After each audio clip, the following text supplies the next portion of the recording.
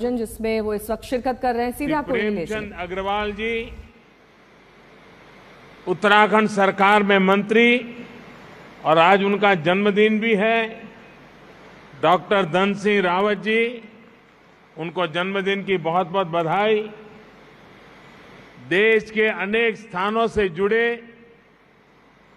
राज्यों के मुख्यमंत्रीगण, lieutenant governors, राज्यों के अन्य मंत्रीगण, सांसद और विधायकगण और मेरे प्यारे भाइयों और बहनों,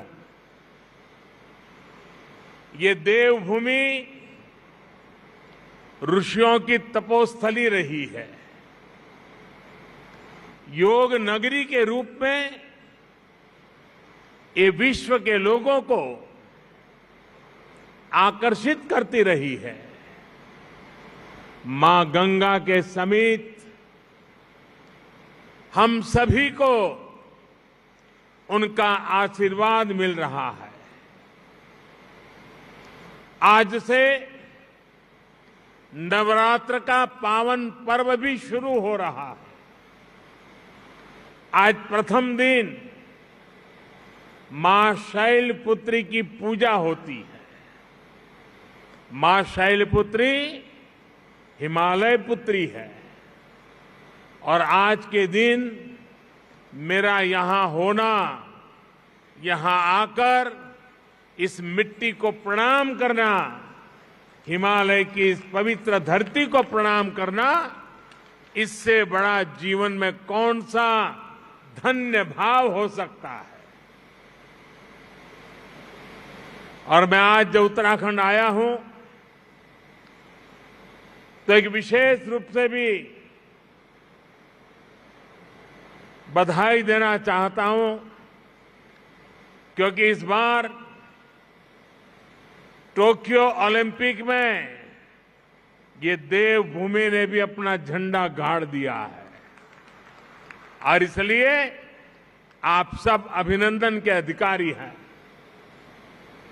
उत्तराखंड की दिव्य धरा ने मुझ जैसे अनेक लोगों के जीवन की धारा को बदलने में बड़ी भूमिका निभाई है। यह भूमि इसलिए मेरे लिए महत्वपूर्ण है, इस भूमि से मेरा नाता मर्म का भी है, कर्म का भी है, सत्व का भी है, तत्व का भी है। साथियों, जैसा अभी मुख्यमंत्री जी ने याद दिलाया, आज के ही दिन 20 साल पहले मुझे जनता की सेवा का एक नया दायित्व मिला था। लोगों के बीच रहकर लोगों की सेवा करने की मेरी यात्रा तो कई दशक पहले से चल रही थी, लेकिन आज से 20 वर्ष पूर्व गुजरात के मुख्यमंत्री के रूप में मुझे नई जिम्मेदारी मिली थी। वैसे ये भी एक संयोग है कि उत्तराखंड का गठन साल 2000 में हुआ और मेरी यात्रा इसके कुछ ही महीनों बाद साल 2001 में शुरू हुई। साथियों, सरकार के मुखिया के तौर पर पहले मुख्यमंत्री और फिर देश के लोगों के आशीर्वाद से देश के प्रधानमंत्री पद पर पहुंचना, इसकी कल्पना मैंने कभी नहीं की थी। 20 वर्ष की ये अखंड यात्रा आज अपने 21वें वर्ष में प्रवेश कर रही है। और ऐसे महत्वपूर्ण वर्ष में जिस धरती ने मुझे निरंतर अपना स्नेह दिया है, अपनत्व दिया है, वहां आना मैं अपना बहुत बड़ा सौभाग्य समझता हूं। हिमालय की ये तपोभूमि जो तप और त्याग का मार्ग दिखाती है, उस भूमि पर आकर कोटि कोटि देशवासियों की सेवा का मेरा संकल्प और दृढ़ हुआ है और मजबूत हुआ है। यहां आकर एक नई ऊर्जा मुझे मिलती है। भाइयों और बहनों, योग और आयुर्वेद की शक्ति से जिस क्षेत्र ने जीवन को आरोग्य बनाने का समाधान दिया है, वहीं से आज देश भर में अनेक नए ऑक्सीजन प्लांट्स का लोकार्पण हुआ है। ये देश के अलग अलग राज्यों में ऑक्सीजन प्लांट्स की नई सुविधा के लिए मैं आप सभी को, देशवासियों को बहुत बहुत बधाई देता हूं। साथियों, 100 साल के इस सबसे बड़े संकट का सामना हम भारतीय जिस बहादुरी से कर रहे हैं, ये दुनिया बहुत बारीकी से देख रही है। कोरोना से लड़ाई के लिए इतने कम समय में भारत ने जो सुविधाएं तैयार की, वो हमारे देश के सामर्थ्य को दिखाता है। सिर्फ एक टेस्टिंग लैब से करीब 3000 टेस्टिंग लैब का नेटवर्क बनना, मास्क और किट्स के आयात के प्रारंभ, हमारी जिंदगी आज निर्यातक बनने का सफर तेजी से पार कर रही है। देश के दूर दराज वाले इलाकों में भी नए वेंटिलेटर्स की सुविधाएं, made in India corona vaccine का तेजी से और बड़ी मात्रा में निर्माण, दुनिया का सबसे बड़ा और सबसे तेज टीकाकरण अभियान, भारत ने जो कर दिखाया, वो हमारी संकल्प शक्ति, हमारे सेवा भाव, हमारी एकजुटता का प्रतीक है। भाइयों और बहनों, भारत की कोरोना से लड़ाई के लिए एक बड़ी चुनौती हमारी जनसंख्या तो थी ही, भारत का विविध भूगोल भी बड़ी चुनौती रहा है। ऑक्सीजन की सप्लाई से लेकर वैक्सीन तक ये दोनों चुनौतियां देश के सामने आती रही, निरंतर आती रही। देश इनसे कैसे लड़ा, ये जानना, ये समझना हर देशवासी के लिए बहुत जरूरी है। साथियों, सामान्य दिनों में भारत में एक दिन में 900 metric ton liquid medical oxygen का प्रोडक्शन होता था। डिमांड बढ़ते ही भारत ने मेडिकल ऑक्सीजन का प्रोडक्शन 10 गुना से भी ज्यादा बढ़ाया। ये दुनिया के किसी भी देश के लिए अकल्पनीय लक्ष्य था, लेकिन भारत ने इसे हासिल करके दिखाया। साथियों, यहां उपस्थित कई महानुभाव इस बात से परिचित है कि ऑक्सीजन के प्रोडक्शन के साथ ही उसका ट्रांसपोर्टेशन भी कितनी बड़ी चुनौती होता है। ऑक्सीजन ऐसे ही किसी टैंकर में नहीं ले जाया जा सकता। इसके लिए खास टैंकर चाहिए होता है। भारत में ऑक्सीजन प्रोडक्शन का काम सबसे ज्यादा पूर्वी भारत में होता है, लेकिन मुश्किल ये कि जरूरत सबसे अधिक उत्तर और पश्चिम भारत में पड़ी। भाइयों और बहनों, लॉजिस्टिक्स की इतनी चुनौतियों से जूझते हुए देश ने युद्ध स्तर पर काम किया। देश और दुनिया में दिन रात जहां से भी संभव हो वहां से oxygen plants, oxygen tanker arrange किए गए, स्पेशल ऑक्सीजन ट्रेन चलाई गई, खाली टैंकरों को तेजी से पहुंचाने के लिए वायुसेना के विमान लगाए गए, प्रोडक्शन बढ़ाने के लिए डीआरडीओ के माध्यम से तेजस फाइटर प्लेन की टेक्नोलॉजी को लगाया गया।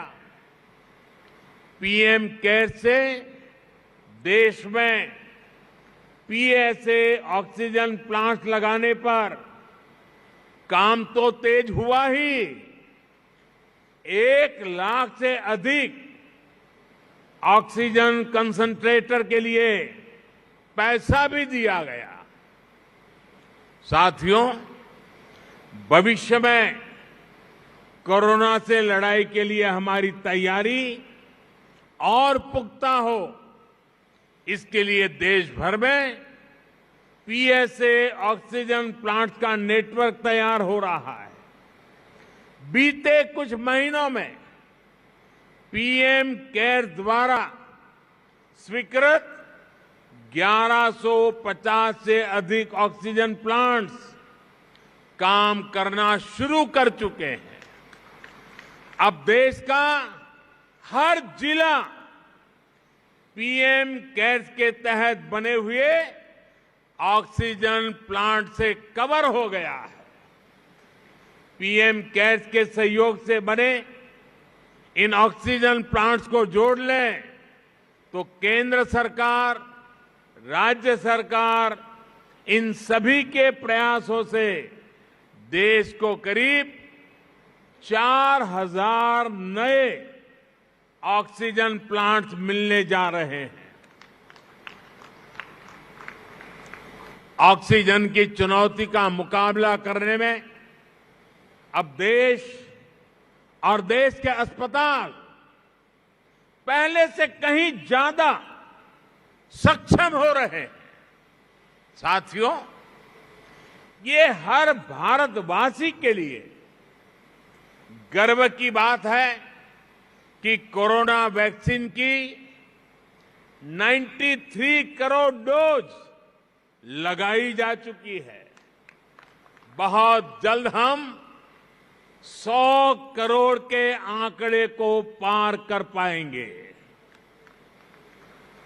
और पार कर जाएंगे। भारत ने कोविन प्लेटफॉर्म का निर्माण करके पूरी दुनिया को राह दिखाई है कि इतने बड़े पैमाने पर वैक्सीनेशन किया कैसे जाता है। पहाड़ हो या रेगिस्तान, जंगल हो या समंदर, 10 लोग हो या 10 लाख, हर क्षेत्र तक आज हम पूरी सुरक्षा के साथ वैक्सीन पहुंचा रहे हैं। इसके लिए देश भर में 1,30,000 से ज्यादा टीकाकरण केंद्र स्थापित किए गए हैं। यहां राज्य सरकार के प्रभावी मैनेजमेंट की वजह से उत्तराखंड भी बहुत जल्द 100% पहली डोज का पड़ाव पूरा करने वाला है। और इसके लिए मुख्यमंत्री जी को, उनकी पूरी टीम को, यहां के हर छोटे मोटे सरकार के साथियों को मैं हृदय से बहुत बहुत बधाई देता हूं। भाइयों बहनों, जहां तराई जैसी समतल भूमि है, वहां शायद इन कामों में सरलता रहती है। मैं इस धरती से बहुत जुड़ा रहा हूं। यहां वैक्सीन पहुंचाना भी कितना कठिन होता है। हिमालय के पहाड़ों के उस पार पहुंच करके लोगों के पास जाना कितना कठिन होता है, ये हम भली भांति जानते हैं। उसके बावजूद भी इतनी बड़ी सिद्धि प्राप्त करना वाकई आप सब अभिनंदन के अधिकारी हैं। भाइयों और बहनों, 21वीं सदी का भारत जनता की अपेक्षाओं, जनता की आवश्यकताओं का पूर्ण समाधान करते हुए ही आगे बढ़ेगा। आज सरकार इस बात का इंतजार नहीं करती कि नागरिक उसके पास अपनी समस्याएं लेकर आएगा तब कोई कदम उठाएंगे। सरकारी माइंडसेट और सिस्टम से इस भ्रांति को हम बाहर निकाल रहे हैं। अब सरकार नागरिक के पास जाती है। गरीबों को पक्का घर हो, बिजली, पानी, शौचालय और गैस कनेक्शन हो, 80 करोड़ से अधिक लोगों को मुफ्त राशन हो, किसानों के बैंक खाते में सीधे हजारों करोड़ रुपए भेजने हो, पेंशन और बीमा की सुविधा हर भारतीय तक पहुंचाने के प्रयास हो, जनहित के ऐसे हर लाभ इसी वजह से तेजी से सही हकदार तक पहुंचे हैं। साथियों, स्वास्थ्य के क्षेत्र में भी भारत इसी अप्रोच से आगे बढ़ रहा है। इससे गरीब और मध्यम वर्ग की बचत भी हो रही है और उसे सुविधा भी मिल रही है। पहले जब किसी को गंभीर बीमारी होती थी तो वो आर्थिक मदद के लिए यहां वहां नेताओं या फिर सरकारी दफ्तरों के चक्कर काटता था। आयुष्मान भारत ने इस परेशानी को हमेशा के लिए खत्म कर दिया है। अस्पताल के बाहर लंबी लाइनों, इलाज में होने वाली देरी, मेडिकल हिस्ट्री का अभाव, इस वजह से कितने ही लोग परेशान होते रहे। अब आयुष्मान भारत डिजिटल मिशन, इससे पहली बार इसका समाधान करने का प्रयास भी शुरू हुआ है। साथियों, छोटे छोटे उपचार के लिए बीमारी के दौरान रूटीन चेकअप के लिए बार बार आना जाना कितना मुश्किल होता है, ये उत्तराखंड के लोगों से बेहतर कौन समझ सकता है। लोगों की इस मुश्किल को दूर करने के लिए अब ई संजीवनी ऐप की सुविधा दी गई है।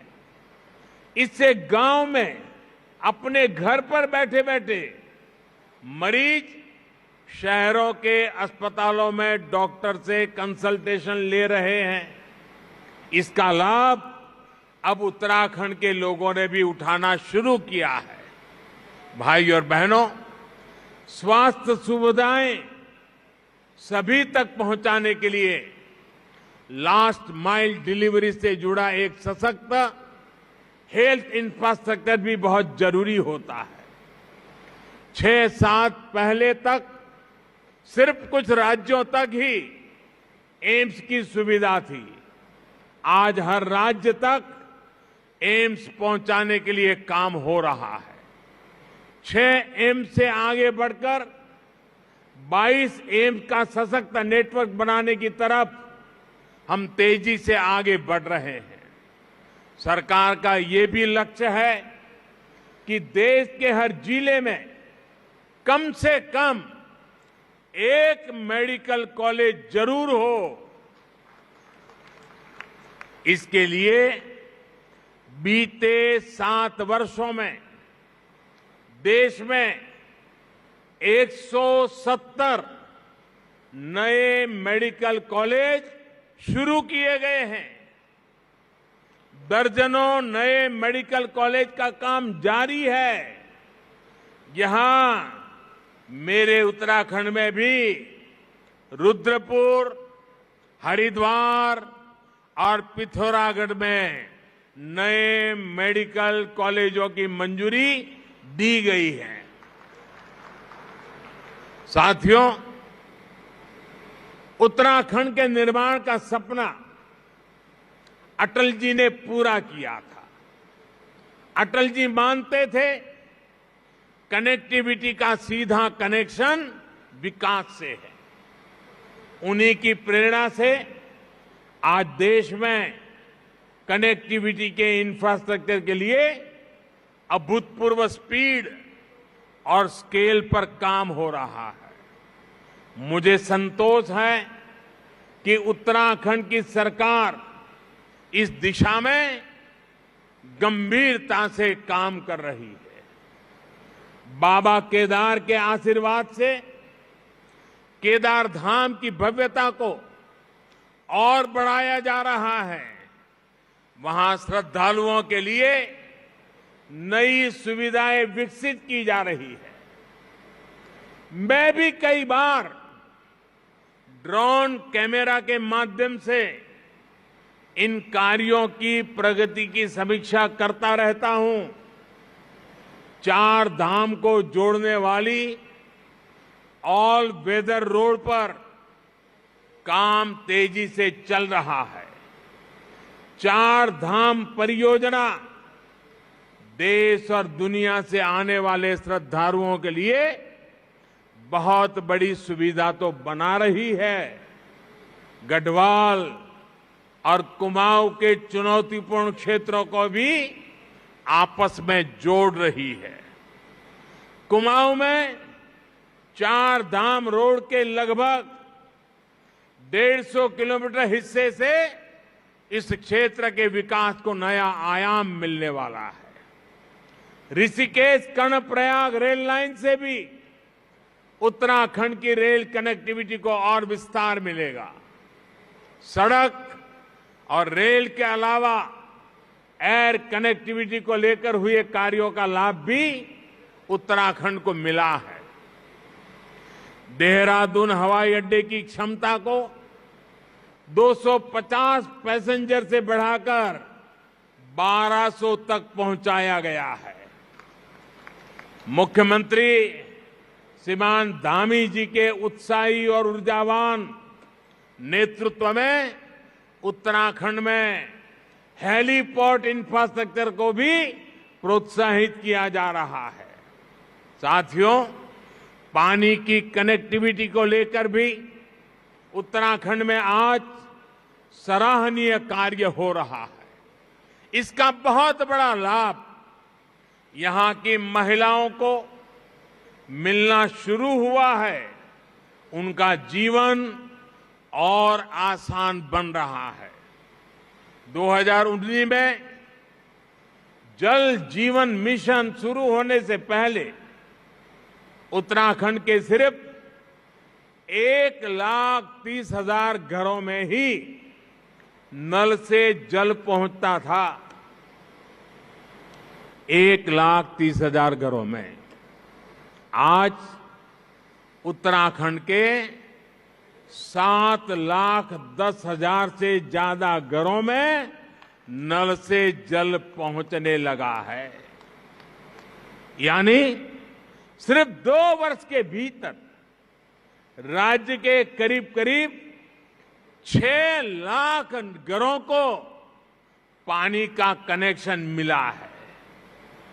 जैसे उज्ज्वला योजना के तहत मिले गैस कनेक्शन ने महिलाओं को राहत दी, स्वच्छ भारत मिशन के तहत बने शौचालयों ने महिलाओं को सुविधा, सुरक्षा और सम्मान दिया, वैसे ही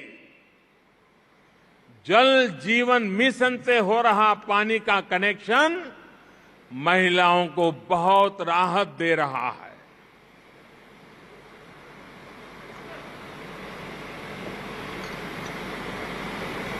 साथियों, उत्तराखंड की देश की सुरक्षा में बहुत बड़ी भूमिका है। यहां का वीर नौजवान, वीर बेटियां भारतीय सुरक्षा बलों की आन बान और शान है।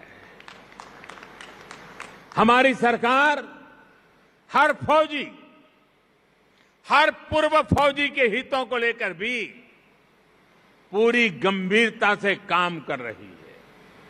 ये हमारी ही सरकार है जिसने 1 रैंक 1 पेंशन को लागू करके अपनी फौजी भाइयों की 40 साल पुरानी मांग पूरी की। और हमारे धामी जी तो खुद ही फौजी के बेटे हैं।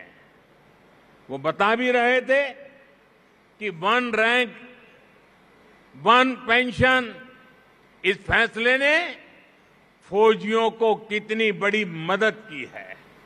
साथियों, ये हमारी ही सरकार है जिसने दिल्ली में नेशनल वॉर मेमोरियल बनाकर देश के वीर जवानों को श्रद्धांजलि अर्पित की है। ये हमारी ही सरकार है जिसने बैटल कैजुअलिटी वेलफेयर फंड का लाभ आर्मी के साथ साथ नौसेना और वायुसेना के शहीदों को भी सुनिश्चित किया है। ये हमारी ही सरकार है जिसने जेसीओ और अन्य रैंक की पदोन्नति को लेकर पिछले 4 दशकों से चला आ रहा मामला सुलझा दिया है। पूर्व सैनिकों को पेंशन से जुड़ी दिक्कतें ना आए, इसके लिए भी हम डिजिटल टेक्नोलॉजी का इस्तेमाल बढ़ा रहे हैं। साथियों, जब फौज के वीर जाबाजों के पास आधुनिक हथियार होते हैं, अपनी रक्षा के लिए आधुनिक उपकरण होते हैं, तो वो उतनी ही आसानी से दुश्मन से मुकाबला कर पाते हैं। ऐसी जगहों पर जहां मौसम हमेशा खराब रहता है, वहां भी आधुनिक उपकरणों से उन्हें बहुत मदद मिलती है। हमारी सरकार ने रक्षा क्षेत्र में जो आत्मनिर्भरता का अभियान चलाया है, वो भी बहुत बड़ी मदद हमारे फौजी साथियों की करने वाला है। और निश्चित तौर पर सरकार के इन सभी प्रयासों का लाभ उत्तराखंड को होगा, यहां के लोगों को भी होगा। भाइयों और बहनों, हम दशकों की उपेक्षा से देवभूमि को निकालने का बहुत ईमानदारी से, पूरी गंभीरता से प्रयास कर रहे हैं। बेहतर इंफ्रास्ट्रक्चर बनने के बाद वीरान पड़े गांव फिर से आबाद होने लगे हैं। कोरोना काल में मेरी यहां के अनेक युवाओं से, किसानों से कई बार बातचीत हुई है। जब वो बताते हैं कि उनके घर सड़क पहुंच चुकी है, अब उन्होंने होम स्टे खोल दिया है, तो मन को बहुत संतुष्टि मिलती है। नए इंफ्रास्ट्रक्चर से कृषि, पर्यटन, तीर्थाटन और उद्योगों के लिए, युवाओं के लिए अनेक नए अवसर खुलने वाले हैं। साथियों, यहां उत्तराखंड में युवा ऊर्जा से भरपूर उत्साही टीम है। अगले कुछ वर्ष में उत्तराखंड अपने गठन के 25 वर्ष में प्रवेश करेगा। उत्तराखंड को बहुत निकट भविष्य में 25 वर्ष होने वाले हैं। तब उत्तराखंड जिस ऊंचाई पर होगा, ये तय करने, उसके लिए जुट जाने का यही समय है, सही समय है। केंद्र में जो सरकार है, वो उत्तराखंड की इस नई टीम को पूरी मदद दे रही है। केंद्र और राज्य सरकार के साझा प्रयास यहां के लोगों के सपनों को पूरा करने का बहुत बड़ा आधार है। विकास का यही डबल इंजन उत्तराखंड को नई बुलंदी देने वाला है। बाबा केदार की कृपा से हम हर संकल्प को सिद्ध करें, इसी कामना के साथ आप सभी को बहुत बहुत शुभकामनाएं। धन्यवाद।